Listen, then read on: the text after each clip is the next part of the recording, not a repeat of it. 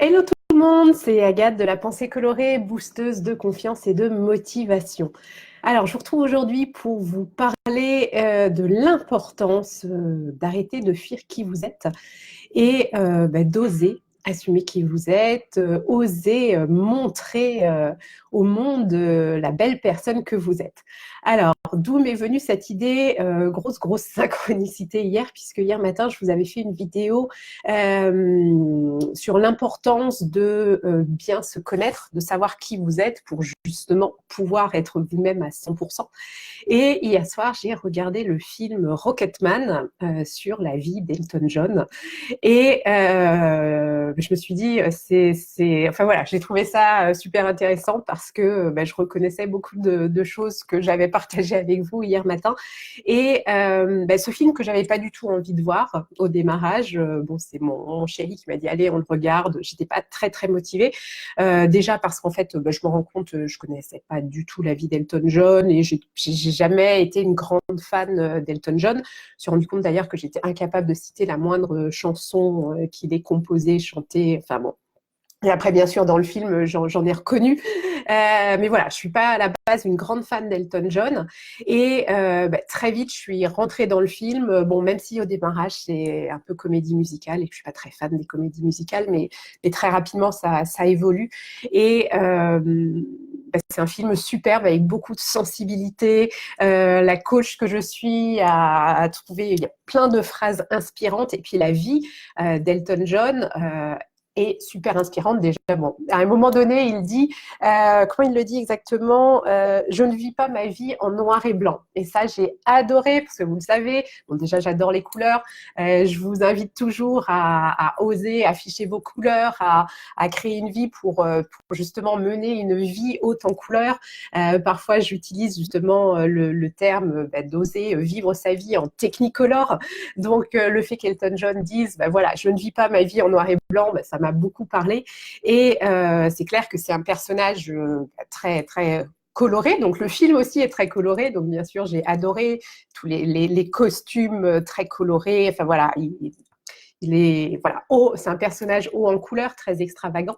Mais j'ai découvert que finalement, c'est un personnage aussi qui, s'est beaucoup cherché et justement peut avoir tendance à se cacher un petit peu derrière cette extravagance et ces costumes très colorés. Mais c'est quelqu'un aussi qui a trouvé qui il est. Et ça, d'ailleurs, à un moment où il est perdu, parce que c'est quelqu'un qui a pris beaucoup de drogue, qui a beaucoup bu, et son associé, à un moment, le 2D, lui dit le problème, en fait, tu es perdu parce que tu ne sais pas qui tu es. Donc, bien sûr, ça a fait écho avec ce que je partageais avec vous hier, donc de l'importance, justement, pour se sentir à sa place, de bien savoir qui l'on est. Et qu'est-ce que je voulais vous dire d'autre et justement, à ce moment-là, cette phrase très forte d'Elton John qui dit j'en ai assez de fuir qui je suis. Et c'est d'ailleurs, je pense, la seconde partie de sa carrière où il n'a plus besoin, enfin, il a été sobre au niveau drogue, au niveau alcool, ils disent à la fin du film depuis 28 ans. Donc, je pense que vraiment, Elton John, à un moment donné, s'est trouvé, justement, il a arrêté de fuir qui il était. Il est parti à la découverte de qui il était vraiment au moment où il a fait cette cure de désintoxication et il a pu vraiment incarner la personne qu'il est. Moi, ce film, en plus, m'a d'autant plus touchée que au démarrage de mes accompagnements, je fais toujours travailler mes clientes sur leur talent, leurs dons, sur tout le positif qu'elles ont en elles. Et on voit justement la montée fulgurante d'Elton John très tôt, parce qu'il était extrêmement talentueux, enfin il est, parce qu'il est toujours en vie, extrêmement talentueux en musique, au niveau du piano, puis une créativité fabuleuse.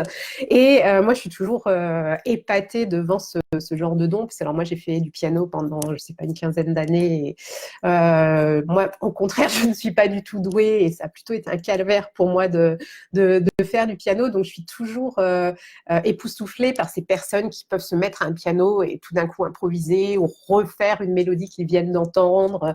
Mon ami d'enfance était capable de faire ça et j'étais toujours en admiration devant ça. Et donc, on voit Elton John, enfant, faire ça. Donc, c'est très, très inspirant, j'ai trouvé. Et puis, il y a une autre phrase aussi qui m'a beaucoup parlé au tout début de la carrière d'Elton John, justement, où il demande je crois que c'est un chanteur de blues, il lui demande comment on fait justement pour devenir célèbre et puis pour devenir une star musicale inspirante. Et cette personne lui répond, tu dois tuer en toi celui que tu devais être pour devenir celui que tu veux être. Et j'ai trouvé cette phrase mais extraordinaire qui est tellement vraie qu'à un moment donné, quand on veut vraiment être soi, quand on veut créer sa vie, quand on veut vivre sa mission de vie, et Elton John, c'est clairement sa mission de vie d'avoir été la star qu'il était, enfin qu'il est, il faut que j'arrête de parler de lui au passé, mais clairement c'était sa mission de vie, et il a pu incarner sa mission de vie à partir du moment où il s'est assumé à 100%, à partir du moment où il a assumé qu'il était homosexuel, à partir du moment où il a osé aller sur scène en portant justement ses tenues extravagantes, parce qu'en plus, on disait que à base il était assez complexé de par son physique. À un moment, il dit que voilà qu'il est un peu gros, mais à partir du moment où il s'est assumé, c'est là qu'il est devenu vraiment le Elton John qui est la star qu'il est aujourd'hui. Et donc, et ça, c'est vraiment très, très intéressant de se dire, en effet, pendant longtemps, vous avez certainement joué un rôle, peut-être encore aujourd'hui, vous portez un masque, vous avez le sentiment de ne pas être aligné avec qui vous êtes.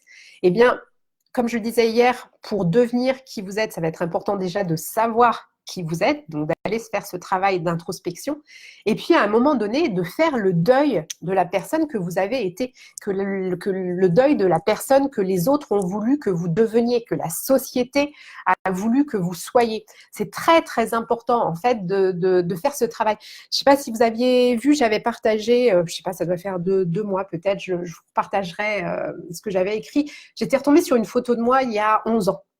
Une photo très, très colorée, où j'étais habillée en noir et blanc devant un mur mauve. Donc, c'était il y a 11 ans, donc j'avais 33 ans. Voilà, j'étais plus jeune, j'avais pas de rides. Et sur le coup, je me suis dit, waouh, j'étais super belle. Et en fait, très rapidement, j'avais reconnecté avec la personne que j'étais à l'époque et où il y avait énormément... Enfin, je portais un masque, je jouais un rôle. Sur la photo, j'ai l'air heureuse, épanouie, alors que je ne l'étais pas du tout. Enfin voilà, j'étais pas alignée, j'étais pas heureuse dans mon job, j'étais pas heureuse dans mon couple. Il y avait rien qui allait vraiment bien dans ma vie. Et ça a été intéressant parce que je me suis dit, mais en fait, cette personne-là, je ne suis plus l'Agathe que j'étais il y a 11 ans parce que j'ai alors tué, entre guillemets, c'est violent cette expression de tuer la personne que vous vouliez être, que vous deviez être pour devenir la personne que vous voulez être. C'est violent, mais souvent c'est ces phrases choc, comme disent les nuls de la Cité de la Peur. Une bonne phrase choc, des fois, ça peut justement vous permettre d'avoir cet électrochoc, ce déclic qui va vous motiver justement à passer à l'action et changer.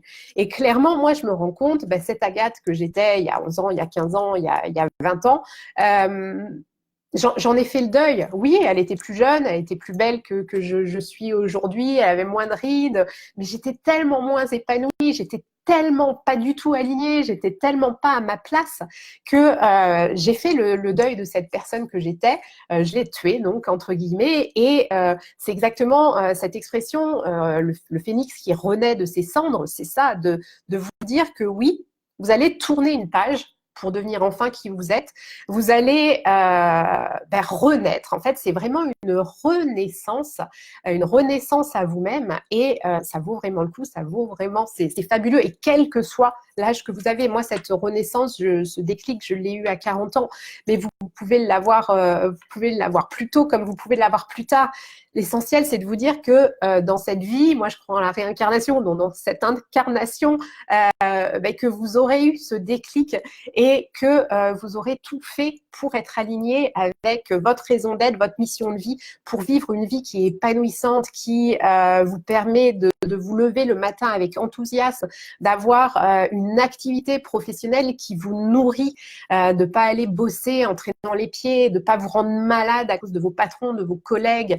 Vraiment, c'est super important de découvrir qui vous êtes, de partir à la découverte de qui vous êtes, et puis de tuer cette personne que l'on a essayé que vous soyez, cette personne, ce rôle que vous jouiez. Donc vraiment, si vous avez envie de vivre une vie en tant que couleur, arrêtez de vivre une vie en noir et blanc, comme dit Elton John. Soyez vous-même. Soyez vous-même, c'est la clé pour vous sentir à votre place.